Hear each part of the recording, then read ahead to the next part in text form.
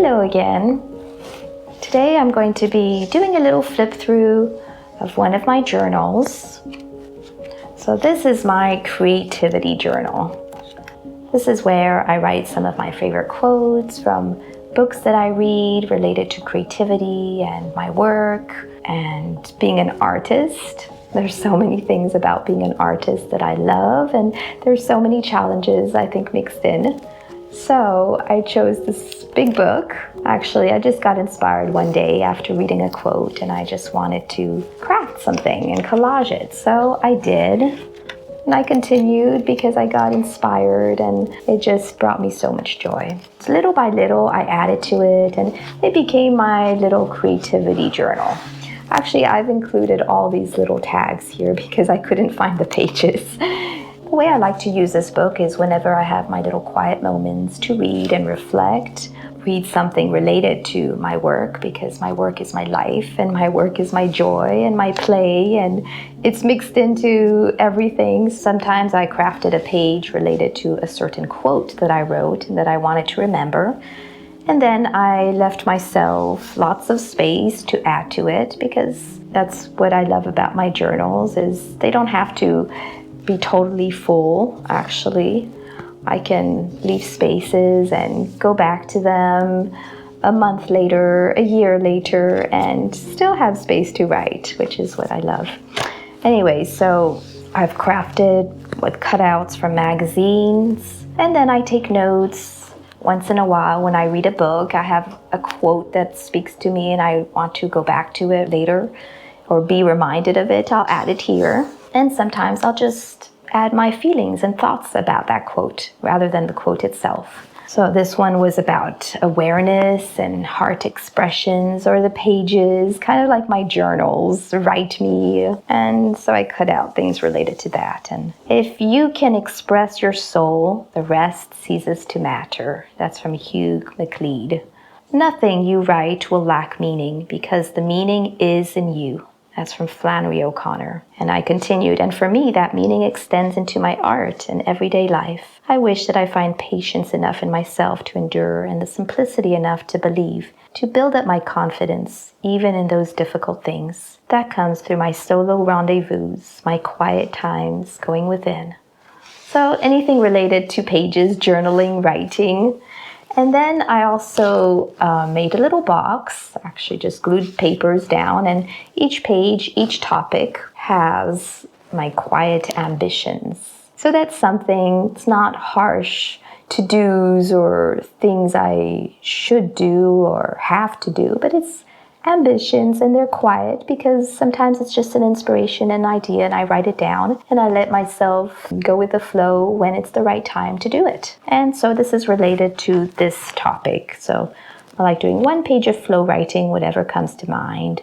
Once a week, I read over past writings or look over a craft page. I get myself a new pretty notebook to keep myself motivated to write. I illustrate a few heart expressions and put them in a pretty jar as reminders. I write a list of some journal prompts for myself when I don't have anything to write about. So if you've watched my video about how I use up empty books, you might see some of those ideas in there as well. And I do my pages in a different place each day for 1 week for some variety. So this month is the perfect time for that. We're in the month of June and it's beautiful outside. Sometimes it's too hot in the middle of the day, but I usually take my journal times in the morning or in the evening. So I'll go out in the garden, I'll go in the barn, I'll go on the terrace, write with colored pens for fun, write in shapes or with a pattern, with pictures or doodles. So I like doing all of those things.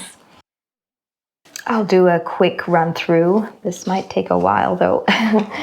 So as I started the topics, I think it depended on what I was reading, and I decided, I'll do one on walking. Yes, it's not related totally to creativity, but actually when I thought about it, even when I read about it, it really did tie along with it. Because walking and talking has its way of humanizing my life. A walk somewhere out in nature walks my soul back home. Out in nature is an occasion to take my body out for a walk and to get my spirit flowing. The slow and smooth nature of the outdoors brings a shift to my inner being. Stresses of my day begin to soften. Slowing down my pace externally helps me slow down internally. I move my limbs freely, where and how they feel like moving. My feet on the ground is the only gift I need at this moment. So it's also sort of like a grounding for me, for my body, for my spirit, for my soul. And then it's a walk within. I get to think and ponder and reflect on things. So walking gives me plenty of time for that. Again, a few quiet ambitions. Once or twice a week, I walk with a friend or on my own. I take a different path. I listen to a new podcast. Sometimes I listen to nothing at all. I walk with my own thoughts and see what happens. Make myself a list of words of things to find on my walks or things to reflect on. I choose one each time I go out. So those are some fun little ideas of things to do while I walk. This one is about the universe or flow, preparation, God, whatever you want to call it. So what we call God doesn't matter, but only that we call on Him in a way that is just right for us. So I truly believe that. Anyway, I'm not going to read everything because it would take too long. I like this quote too. To meditate is to discover new possibilities, to awaken the capabilities each of us has to live more wisely, more lovingly, more compassionately, and more fully. So I have all these different tags. Maybe I could make a video for some other ones. I'm not going to go through all of them today, except I might give you the titles. Here's my window of wonder. Did I miss one?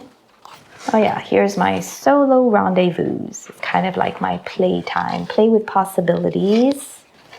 Here is start, just start. So as creatives, if you're a creative, you might understand this page. Why is it so difficult to start? But once we start, we're a good chunk ahead and it's easier to continue. Here's commitment. Here's mirroring. Mirroring to me is related to identity, authenticity, and I got inspired from Julia Cameron, one of her books, related to having a believing mirror. A believing mirror is having even one other person who can support us and mirror back our confidence and who we are, what we are. That's so worth it and such a gift. Wings, transformation, confidence. Sometimes I like to give it different names, which might be totally unrelated or questionable, but sometimes I get inspiration from a picture or from a quote I read, and I continue throughout the pages. Dreams, a place to imagine and wish. So here are some of not my wishes and dreams, but it's more like about wishes and dreams. So I will do another video if you're curious with some of these quotes and journalings, if you would like. This one's about desire. I've chosen some topics that spoke to me for my creativity. It's almost like my little creative handbook that I can go back to and, I'm having some fears about this and that. Go back to this page and it's loving reminders, positive reminders, just to help me along. I write out my letter to fear. And here is, let's go and take some action. A creative life, support, and flexibility. Listen. So important for an artist to listen. And what do we listen to? That's also important. Blossom. Guide. So as you can see, some of the cutout magazines and pictures or decors are all related to the topic, focus. The camera, focus with the glasses, learn. Next one is time. Wow, this one is totally full. And I love to journal in different ways, this way or that way or around in circles. Originality. I have my little butterflies, 3D. That way I can even write underneath them. Balance. That's also a full one, a full page. Resilience. I love this picture that I found in a magazine. Madam Survivor. Expression. I found all these little pictures. I cut them out and added them there. So expression in words, expression in writing. And I think for an artist, expression is a big part. Expression through art. Process. Authenticity. Adventure. It's also an adventure. And the last page is boundaries. So it ties in kind of like with balance and flexibility, and I probably could go more topics, but I'm like, oh, that was the end of the book. So I stopped there.